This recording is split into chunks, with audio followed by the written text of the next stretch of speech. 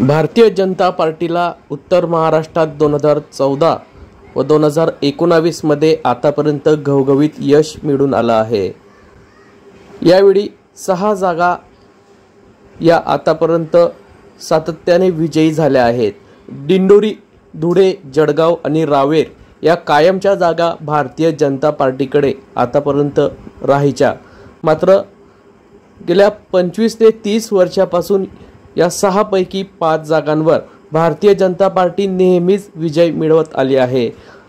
ही पहिली वेळ अशी आहे की यावेळेस फक्त जळगाव जिल्ह्याने भारतीय जनता पार्टीची लाज राखली असून दिंडोरी, धुळे, नाशिक या मतदारसंघामध्ये भारतीय जनता पार्टीच्या जागा पराभवित झाल्यामुळे याची कारणे शोधली पाहिजे।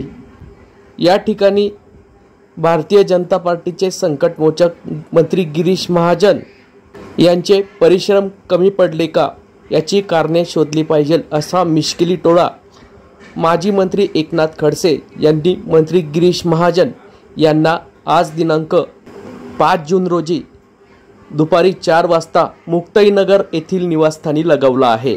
मध्ये गेल्या काही टर्मपासून आम्हाला ज्या 6 जागा मिळायच्या त्यापैकी 5 जागांवर आम्हाला सातत्यानं विजय मिळत आलेला होता। म्हणजे नगरची जागा असेल, दिंडोरीची जागा असेल, धुळे, जळगाव आणि रावेर ह्या कायम राहायच्या। मागच्या वेळेस तर सर्व जागा आमच्या होत्या। 6 जागांवर आमचा विजय प्राप्त झाला होता। आणि अगदी फार पूर्वीपासून म्हणजे 25-30 वर्षापासून या ठिकाणी 6 पैकी 5 जागांवर विजय नेहमीच मिळत गेला। ही पहिली वेळ अशी आहे की यावेळेस फक्त जळगाव जिल्ह्याने भाजपची लाज राखली असं म्हणायला पाहिजे। या 2 जागा निवडून आल्या आणि या ठिकाणी आमचे संकटमोचक गिरीश भाऊ असतील का अन्य असतील यांचे परिश्रम जरा कमी पडले, पंकजला पाडल्या।